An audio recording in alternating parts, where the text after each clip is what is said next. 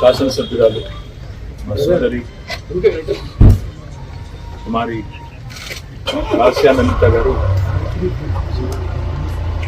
మన జరిగిన రోడ్ యాక్సిడెంట్లో దుర్మరణం పాలైన విషయం తెలిసి పార్టీ మొత్తం అదేవిధంగా కంటోన్మెంట్ ప్రజలు మొత్తం కూడా దిగ్భ్రాంతికి, తీవ్ర విస్మయానికి, తీవ్రమైన బాధకు కూడా అందరం కూడా లోనైనాం.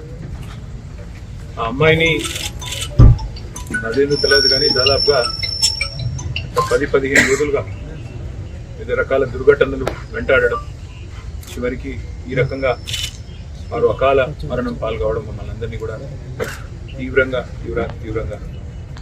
బాధ పెట్టిన సందర్భం.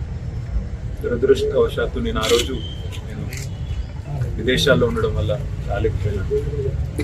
అమ్మాయి నిజంగా కూడా లాస్యానందిత గారు ఎలక్షన్ ప్రచారంలో కానీ అంతకుముందు గతంలో కార్పొరేటర్గా పనిచేసినప్పుడు కానీ అవాడి కూడా నాకు చాలా సన్నిహితంగా ఒక చెల్లెల్లాగా దగ్గరగా పనిచేసిన మా సోదరి వాళ్ళ మా మధ్యన లేదు అంటే అందరం కూడా బాధపడతా ఉన్నాం. దాంతోపాటు ఆ కుటుంబానికి సంవత్సరం కిందటనే పెద్ద దిశలా ఉన్న కంటోన్మెంట్కి 5 సార్లు శాసనసభ్యుడిగా పనిచేసిన సీనియర్ ఎమ్మెల్యే సాయన్న గారు సంవత్సరం కిందట వారు మరణించడం, తర్వాత వారి కూతురు దివంగత ఎమ్మెల్యే గారు కూడా అకాల మరణం పాల్గొవడం, నిజంగా కుటుంబానికి భగవంతుడు మనోధైర్యాన్ని ప్రసాదించాలని, ఈ శోకాతప్త సందర్భంగా వారి కుటుంబం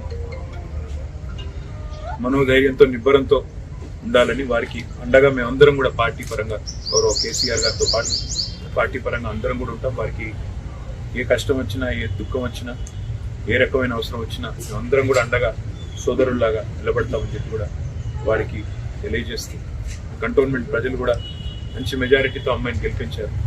వారికి కూడా ఈ మరణం తీరని లోటు. తప్పకుండా వారందరికీ కూడా పార్టీ అండగా ఉంటుందని చెప్పి కూడా తెలియజేస్తుంది.